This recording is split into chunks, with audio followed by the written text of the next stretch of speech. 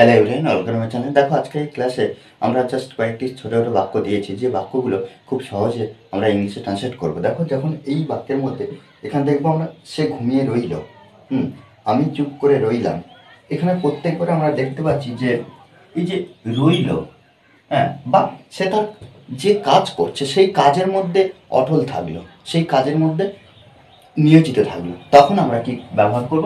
Remain ব্যবহার করব। Remain, এই যে রিমেন ব্যবহার করব। আর বাক্যের গঠনটা কী হবে? প্রথমে আমরা সাবজেক্ট বসাবো, তারপরে রিমেন। এটা যদি পাস্ট টেন্স হয় তাহলে আমরা ইডি যুক্ত করে দেবো। আর শেষে আমরা কি করব? আমরা যদি ভার্ব ব্যবহার করি আইএনজি ব্যবহার করব, অথবা আমরা ভার্ব যদি না থাকে তখন আমরা কি অ্যাডজেক্টিভ ব্যবহার করব অথবা নাউন ব্যবহার করব। আর এটা মনে রাখতে হবে যে ভার্ব যদি আমরা ব্যবহার করি সেই ভার্বের সঙ্গে আইএনজি যুক্ত করতে হবে। তাহলে সে ঘুমিয়ে রইল, এই যে ঘুমিয়ে রইল, তাহলে এখানে আমরা সে হি ব্যবহার করে ঘুমিয়ে রইল আগে থেকে, ওই জন্য আমরা এখানে পাস্ট টেন্স ব্যবহার করব। অর্থাৎ এই যে রিমেনের সঙ্গে ইডি যুক্ত করে দেবো।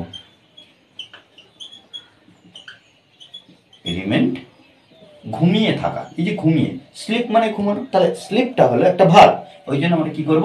স্লিপিং ব্যবহার করব। স্লিপিং, হি রিমেন্ড স্লিপিং। আমি চুপ করে রইলাম, তাহলে এখানে আমি চুপ করে রইলাম, তাহলে এখানে আই, একটা হবে পাস্ট টেন্স, আই রিমেন্ড, আমি রইলাম চুপ করে। সাইলেন্ট, সাইলেন্ট কিন্তু একটা ভার্ব নয়, এটা একটা অ্যাডজেক্টিভ। ওকে, সে বসেই রইল, তাহলে হি রিমেন্ড,